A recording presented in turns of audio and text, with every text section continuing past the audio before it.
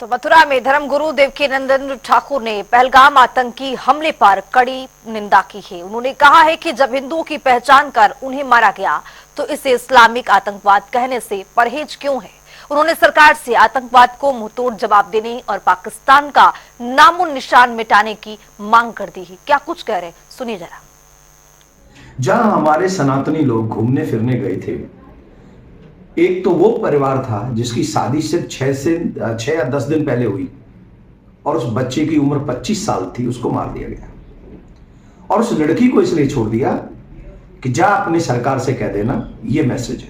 जो कहते हैं आतंकवाद का कोई धर्म नहीं होता, पता नहीं कैसे कह लेते हैं, वो दिल कहां से, वो हिम्मत कहां से लाते हैं।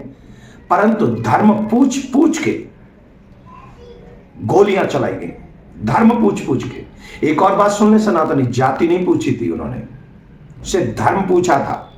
अर्थात जो इस्लाम को नहीं मानेगा, जो हिंदू होगा, उसे मार दिया जाएगा, चाहे वो किसी भी जाति का क्यों ना हो। दूसरा और तीसरी बात मैं आप सबसे कहना चाहूंगा कि जो लोग कहते हैं, कसाब जब मुंबई में हमला हुआ था तो उसके हाथ में कलावा था, वो भ्रम में डालने के लिए आया था पाकिस्तानी आतंकवादी, तो उसे देखकर लोगों ने कहा था हिंदू आतंकवाद, कलावा देखकर कहा था हिंदू आतंकवाद। अब इतने लोगों की जान ले ली है ना, धर्म पूछ पूछ के जान ली है। मैं जानना चाहूंगा जो उस समय सीना ठोक कर कह रहे थे, क्या कोई कह पाएगा इस्लामिक आतंकवाद? हिम्मत जुटा पाएंगे?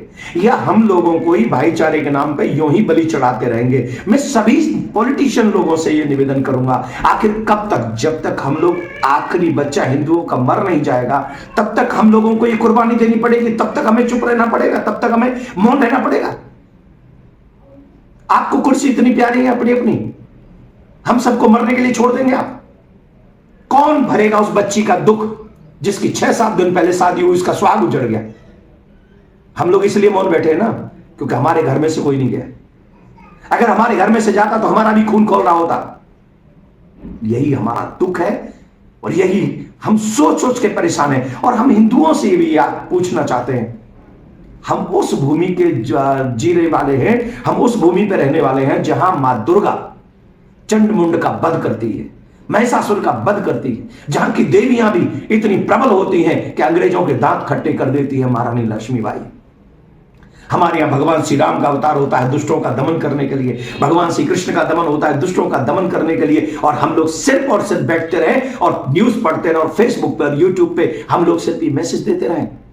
नहीं, अब समय आ गया इन आतताइयों को मुंहतोड़ जवाब देने का। जो गोली की भाषा समझते हैं उन्हें गोली की भाषा समझाइए, और जो बोली की भाषा समझते हैं उन्हें बोली की भाषा समझाइए। बहुत सहेलियां अब न सहेंगे, अब हद से ज्यादा हो रहा है, सीमा से ज्यादा हो रहा है। और इस सीमा से ज्यादा जब चीजें हो जाती हैं, सारी सहनशीलता हमारे वट में नहीं आ गई, सारा शांति दूत हम ही नहीं बन जाएंगे, ये निभाना होगा। और मैं फिर कह रहा हूं, एक बार इस आतंकवाद को मुंहतोड़ जवाब देना होगा। और भारतीय सरकार से मैं निवेदन करना चाहूंगा, अभी नहीं तो कभी नहीं, पाकिस्तान को वो मुंहतोड़ जवाब दीजिए कि पाकिस्तान का नामो निशान इस विश्व के नक्शे से मिट जाए। जय हिंद।